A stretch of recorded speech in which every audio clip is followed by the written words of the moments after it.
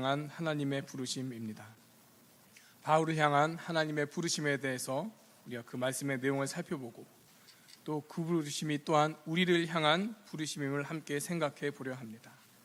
여러분과 함께 이제 고린도전서 말씀을 순서대로 차근히 살펴보려 나가려고 하는데요. 먼저 우리가 함께 보는 고린도전서에 대해서 간단히 확인하려 합니다. 제목에서 알 수 있는 것처럼 고린도전서는 고린도후서도 그렇겠지요. 바울이 고린도에 있는 교인들에게 쓴 편지 글입니다. 이 고린도라는 도시는 상업적으로 번화하고 또 정치적으로도 중요했던 그리스의 도시였습니다. 또한 두 개의 항구를 가지고 있었다고 합니다. 이 항구로 인해서 상업 교역이 발달하였지요.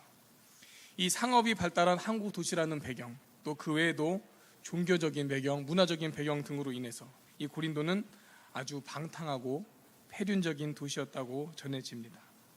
오늘 본문은 바로 그러한 도시에 살고 있는 고린도 교인들에게 보낸 편지의 첫 번째 부분입니다.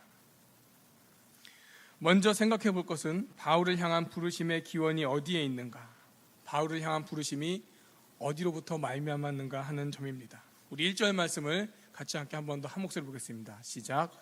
하나님의 뜻을 따라 그리스도 예수의 사도로 부르심을 받은 바울과 형제 소스데네는. 1절은 분명하게 이것을 말씀하고 있습니다. 한번 다시 말씀 보시겠습니까? 바로 자신이, 바울은 스스로 고백하기를, 바울이 내가 사도로 부르심을 받은 것은 하나님의 뜻을 따라 된 것이다. 다른 어떤 사람이, 다른 누군가가 바울이여 당신은 이제 사도가 되어 주십시오, 이렇게 다른 사람이 부탁해서 된 것도 아니고, 또는 바울 스스로가 나는 이제 사도하겠습니다, 나는 이제 사도하렵니다, 스스로 결심해서 된 것도 아니고, 바울의 사도됨은 하나님의 뜻을 따라 된 것이었습니다. 많은 분들이 바울의 삶에 대해서 잘 알고 계실 것 같습니다. 바울은 예수님을 증거하면서 복음을 전하면서 말할 수 없는 고생, 고난을 당했지요. 고린도후서 11장을 보면 그 고난의 내용들이 쭉 나열되어 있습니다. 옥에 갇히기도 하고, 매도 수없이 맞고, 돌에도 맞고, 생명의 위협을 받기도 하고, 잘 자지 못하고, 잘 먹지 못하고, 목마르고 춥고 헐벗고, 그런 지내던 많은 고난 고생의 순간들이 있었습니다. 이 심하고 심한 그 어렵고 힘든 고난의 순간 가운데 바울이 그 고난을 끝까지 감수하면서 그의 사명을 다할 수 있었던 힘은 어디에서 나올 수 있었겠습니까? 그것은 바로 나는 하나님의 뜻을 따라 사도가 되었다 하는 이 확신에서 나오는 것입니다. 만약 다른 사람이 시켜서 하는 것이라면 그렇게까지 할 수 없겠죠. 하다가 너무 힘들어지면 다른 사람이 시켰다고 해서 아이고 나는 당신 부탁 더 이상 못 들어주겠소, 그만두게 되겠지요. 또는 내가 하고 싶어서 시작한 사도라면 자기 하고 싶은 마음이 떨어지면 그 일을 계속할 수 없게 됩니다. 그러나 바울은 분명히 알고 있었습니다. 내가 사도된 것은 하나님의 뜻을 따라 된 것이다. 1절은 이에 대한 고백인 것이죠. 내가 사도된 것은 하나님의 뜻을 따라 된 것이다. 다른 누구가 시켜서가 아니라 내가 하고 싶어서 한 것도 아니고 나는 하나님의 뜻을 따라 사도가 되었다. 이 확신이 그로 하여금 하나님을 의지하며 모든 환난과 고통을 넘어서서 그의 사명을 감당하게 한 것입니다. 바울을 향한 하나의 부르심, 그 기원이 바로 말 그대로 하나님의 부르심이다. 하나님께로부터 하나님의 뜻을 따라 된 것이다. 우리 이 부르심에 생각해 볼 때 이 부르심은 또한 그 부르심을 받은 대상이 어디에 속하게 되는지를 분명하게 해줍니다. 1절 말씀을 계속 한 번 더 살펴보겠습니다. 한 번 더 있습니다. 시작. 하나님의 뜻을 따라 그리스도 예수의 사도로 부르심을 받은 바울과 형제 소스데네는. 바울은 고백합니다. 제가 빨간 글자를 표기를 했는데 그리스도 예수의 사도로 부르심을 받았다. 누구누구의 무엇이다. 이 누구누구의, 이 의는 소유를 말하죠. 소유를 의미합니다. 이 원문 헬라어에는 여러 가지 격이 있는데 그 중에 속격이라는 격을 씁니다. 이 속격이라는 것은 영어에 있어서 소유격과 비슷한 의미를 가지고 있습니다. 누구누구의 소유이다, 누구누구에게 속하였다 하는 의미입니다. 바울은 고백하기를 나는 그리스도 예수의 소유인 사도이다, 나는 그리스도 예수에게 속한 사도이다. 바울은 이것을 고백하고 있습니다. 내가 누구의 것인지, 내가 어디에 속하였는지는 내가 어떤 중심으로 살아야 되는지, 어떤 자세로 살아야 하는지를 알게 해주는 귀한 동력이 됩니다. 저희 옆방에 또 저희 아내가 있는데, 나는 우리 아내의 남편이다. 그럼 저는 어떻게 하죠? 저는 저희 아내의 남편으로서 다른 여자 눈 주면 안 되고, 우리 아내만 사랑해야 되고, 남편으로서 성실하게 책임을 감당해야 하죠. 나는 우리 아들의 아빠다. 그렇게 되면 어떻게 됩니까? 애비로서 이 아이가 잘 커갈 수 있도록 먹이고 입히고 재우고 그 책임을 다해야 하겠죠. 우리가 어디에 속하였는가, 그것이 우리의 살 길을 보여줍니다. 나는 대한민국 국적을 가진 대한민국 국민이다. 우린 이 나라에 속하였다. 그렇다면 나는 이 나라에 세금을 내야 하고, 남자라면 군대를 갔다 와야 하고, 나라에서 정한 법을 준수해야 되고, 법을 안 지키면 벌금을 내든가 잡혀가든가 불이익이 있겠죠.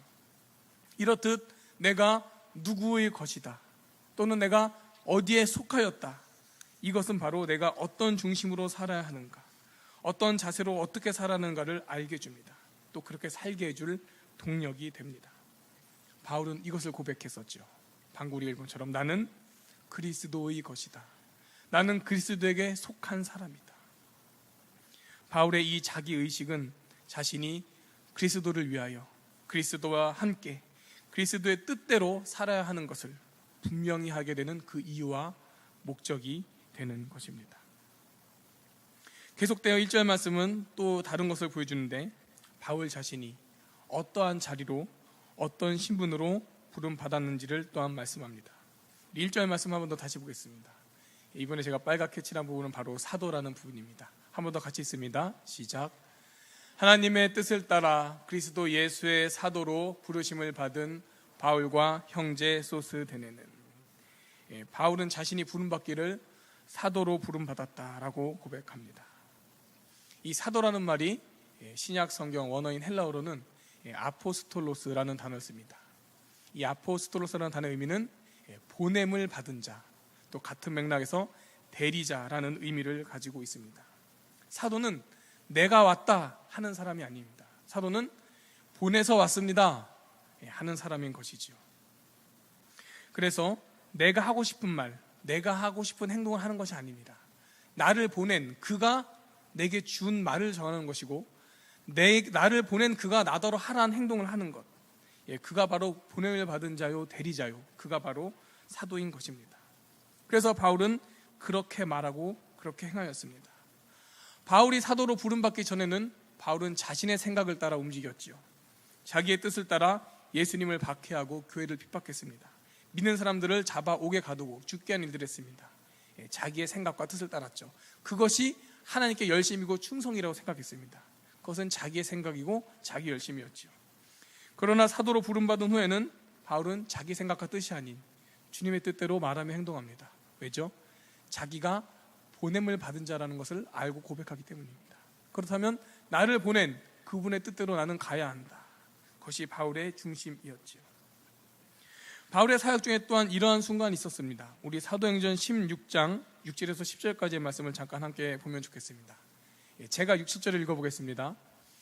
성령이 아시아에서 말씀을 전하지 못하게 하시거늘 그들이 부르기아와 갈라디아 땅으로 다녀가 무시아 앞에 이르러 비두니아로 가고자 애쓰되 예수의 영이 허락하지 아니하시는지라.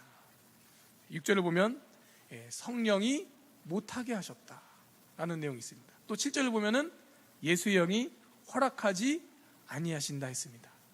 바울이 하려는 게 있는데 그것을 못하게 하시면 바울은 그냥 못하고 안 하게 되는 것입니다. 계속되는 말씀, 이어지는 8절부터 또 보면 제가 읽어보겠습니다.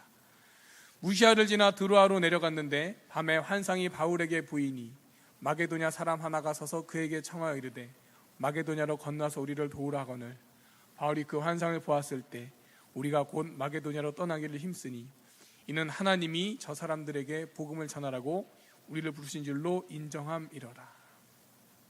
바울이 마게도냐로 가게 됩니다. 왜 가게 되죠? 자기가 생각하고 계획해서 가는 것이 아닙니다. 하나님의 뜻이 여기 있구나라는 것을 깨닫고 하나님의 뜻에 순종해서 갈 곳을 정하게 됩니다. 우리가 읽은 말씀 이 5절 사도행전 16장 1절부터 10절 말씀을 한마디로 이겁니다. 나는 가려고 했는데 주님이 못 가게 해서 안 갔다. 나는 어디엔 갈 예정이었었는데 주님이 가라고 해서 갔다. 바울은 왜 이렇게 이동하고 왜 이렇게 사역하게 되었습니까? 어떤 곳은 가려고 했는데 막히면 안 가고, 어떤 곳은 갈 예정이었었는데 가게 되면 가고, 바로 이것 때문이죠. 나는 사도다. 나는 보내심을 받은 자다. 나는 대리자다. 바울의 이 자기에 대한 의식은 자신이 어떻게 움직여야 하는지에 있어서 자신의 입장과 자신의 생각, 계획을 내려놓고 자신을 보내신 주님의 뜻과 인도하심을 따라 그렇게 해야 했던 분명한 이유와 목적이 되었던 것입니다.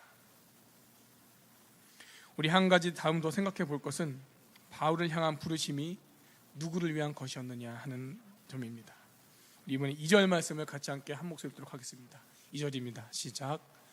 고린도에 있는 하나님의 교회 곧 그리스도 예수 안에서 거룩하여지고 성도라 부르심을 받은 자들과 또 각처에서 우리의 주 곧 그들과 우리의 주 되신 예수 그리스도의 이름을 부르는 모든 자들에게. 아까 말씀드린 것처럼 이 고린도라는 도시는 상업이 발달하고, 그렇죠? 교육이 발달하고 종교적인 문화적인 이유로 방탕하고 폐륜적인 도시라 했습니다. 이 고린도 교인들은 이 도시 안에 살고 있는데 이 고린도 교인들 또한 그러한 배경 속에서 완전히 깨끗하고 자유로운 삶을 살지는 못하였던 것 같습니다. 우리 뒤에 쭉 이어지는 고린도 전서 내용들을 살펴보면은 고린도 교인들의 미성숙하고 불안정한 모습들을 볼 수가 있습니다. 그들이 교회 안에서 분열하고 질투하고 시기하고 소송하고 혼인의 문제들 또는 음행의 문제들, 또 영적인 은사를 오용하고 또 교회를 제대로 이해하지 못하는 그런 여러 가지 문제들이 고린도 교인들에게 있었음을 뒤 내용을 보면 우리가 알 수가 있습니다. 그런데 바울은 이렇게 연약하고 부족한 고린도 교회 교인들을 향해서 이렇게 표현하고 있습니다. 다시 한번 말씀을 볼까요? 제가 한번 더 읽겠습니다. 고린도에 있는 하나님의 교회 곧 그리스도 예수 안에서 거룩하여지고 성도라 부르심은 받은 자들과. 바울은 이 사람들을, 이 연약하고 부족한 사람들을 바로 이렇게 표현하고 있습니다. 하나님의 교회, 그리스도 예수 안에서 거룩하여지고 성도라 부르심을 받은 자들. 아까 말씀드린 것처럼 이 방탕하고 문란한 환경 속에 이 미성숙하고 불안정한 고린도 교인들, 많은 문제를 가지고 있었지요. 그러나 바울은 교만한 모습으로 그들을 비난하거나 정죄하지 않습니다. 바울은 그들을 무시하거나 외면하지 않습니다. 바울은 그들을 하나님의 교회로 여기고 예수님 안에서 거룩하여진 성도로 여기면서 그들을 권면하면서 겸손히 섬기고 있는 것입니다. 섬기는 사람의 자세, 어떤 일을 감당하는 사람의 자세는 내가 섬기는 그 대상을 어떻게 보느냐, 내가 섬기는 일을 어떻게 보느냐에 따라서 크게 또한 좌우되는 것 같습니다. 그리고 혹시 저번에 이런 뉴스 보신 적 있습니까? 꽤 오래된 뉴스인 것 같은데 소위 땅콩 회항으로 불리는 뉴스입니다. 그 대한항공이 속해 있는 한진그룹의 회장이 있죠. 그 회장의 딸 되는 조모 씨가 있습니다. 본인도 그 대한항공의 부사장이었는데 비행기 탔는데 견과류를 부탁했는데 까서 접시에 안 담아주고 봉지채 줬다고 승무원을 불러서 막 시비를 걸고는 그러다가 사무장이 와서 무릎 꿇고 용서를 빌게 했다고 하죠. 그리고 결국에는 홧김에 가던 비행기를 돌렸다. 이런 걸 갑질이라고 하죠. 정치계 쪽에 그런 일들이 많습니다. 고위 공직자, 국회의원이 어떤 자기의 그냥 권력과 지위를 믿고 이런저런 만행, 난동, 소란을 피웠다.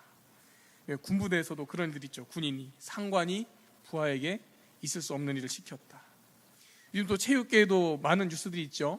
어떤 감독이나 코치가 연습하는, 훈련하는 선수들을 추행하고 폭행하고, 직장에서도 상사가 아래 직원에게 해선 안 될 말과 행동들을 하게 되고, 흔히들 말하는 갑질이라고 하는 그런 모습들이 있습니다. 이런 모습의 중심은 어디 있겠습니까? 이런 거 아니겠습니까? 내가 누군지 알아? 나 대단한 사람이야. 너 정도는 내까지 깨 이런 교만한 마음, 상대방을 낮잡아보고 무시하는 마음.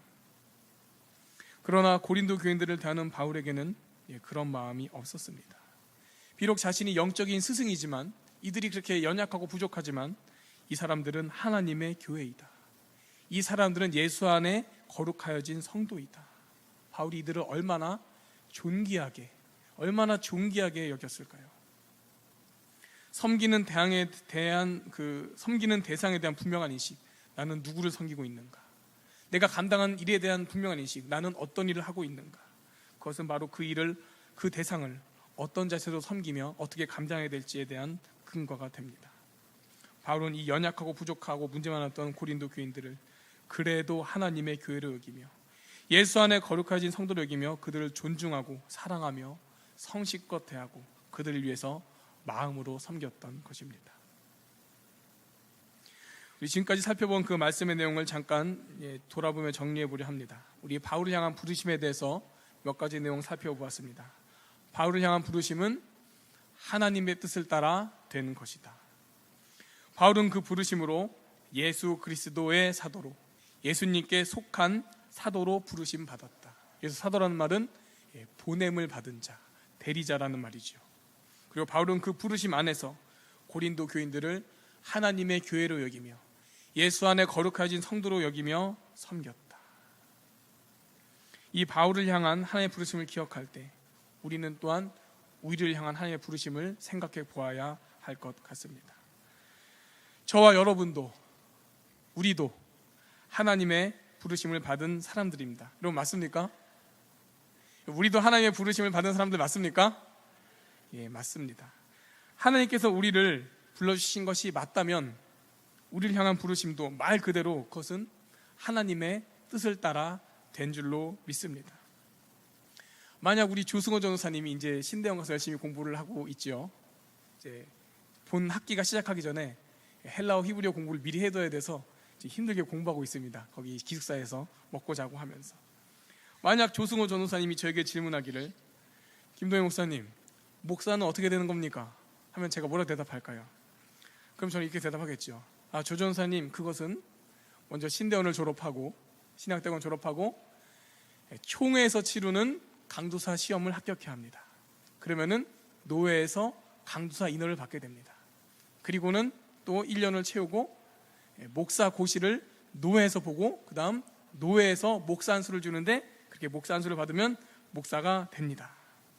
근데 이것은 겉으로 드러나는 행정적인 절차 과정입니다. 조승호 전도사님이 제게 질문하기를 김도영 목사님, 목사님 어떻게 되는 거예요? 물어봤는데 제가 대답하기를 조 전도사님, 저는 하나님의 뜻을 따라 목사가 되었습니다 라고 대답하면 조승호 전도사님이 아마 웃겠지요. 에이 그게 뭐예요? 하면서 이렇게 말하는 저도 좀 웃긴 것 같습니다. 네. 여러분 들으시기도 좀 웃기시죠? 네. 그러나 웃긴 이 얘기가 진실이고 진리인 것이죠. 하나님의 일꾼에게는 이러한 자기의식이 있어야 합니다. 나는 하나님이 세워주셨다. 나 하나님의 뜻을 따라 세움받았다. 우리 중직자분들 어떻게 중직이 되셨습니까? 대답하시겠죠. 그것은 저번 몇 년도 몇 월에 우리 임직자 선거가 있었는데 그때 투표해서 제가 어느 정도 그 요건을 충족하여서 그 투표를 통해서 중직이 되었습니다 하고 우리 장로님, 안수지사님, 권사님들 이렇게 계시겠죠. 네. 맞는 말씀입니다만 더 중요한 것은 이것입니다. 네, 저는 하나님의 뜻을 따라 되었습니다. 집사님 어떻게 집사님 되셨습니까? 우리 각 사역위원회 이런 청직이들, 우리 각 위원장들, 팀장, 차장, 부장, 부감들은 어떻게 그렇게 되셨습니까? 당에서 임명해서 됐습니다 라고 대답할 수 있겠지만 그 중심에 이것이 있어야 합니다. 하나님의 뜻을 따라 부르심을 받았다. 집사님, 권사님 어떻게 해서 이번 해 전도회장 되셨습니까? 이번에 그냥 내 순서가 됐더라고. 다른 사람들 서로 안 한다고 해서 그냥 등 떠밀려서 되었어 라고 할 수 있겠지만 그 중심에 이것이 있어야 합니다. 나는 하나님의 뜻을 따라 되었다. 하나님의 일꾼에게는 그러한 자기의식이 있어야만 합니다. 또한 바울이 자신이 예수 그리스도의 사도임을, 예수 그리스도에게 속한 사도임을 고백했던 것처럼 우리 또한 나 자신이 예수 그리스도의 그 보낸 자임을, 예수 그리스도께 속한 대리자임을 고백해야 합니다. 하나님의 일꾼은 분명한 그런 자기의식이 있어야만 합니다. 자기에 대한 인식뿐 아니라 내가 섬기는 대상에 대해서도, 내가 감당하는 일에 대해서도 겸손한 마음으로 그 대상과 그 일을 귀히 여겨야 할 것입니다. 내가 섬기는 교회에, 우리로 치면 동원교회가 되겠죠. 내가 섬기는 교회에 이런저런 연약하고 부족한 모습이 있을 수 있겠죠. 내가 섬기는 사람이 내가 잘 섬겼는데 참 이상한 반응으로, 말도 안 되는 모습으로 내게 되돌려 줄 수도 있겠죠. 또 내가 감당하고 있는 일들이 어떻게 보면 참 하찮아 보이고 별 볼 일 없고 별 의미 없어 보이는 일일 수도 있겠습니다.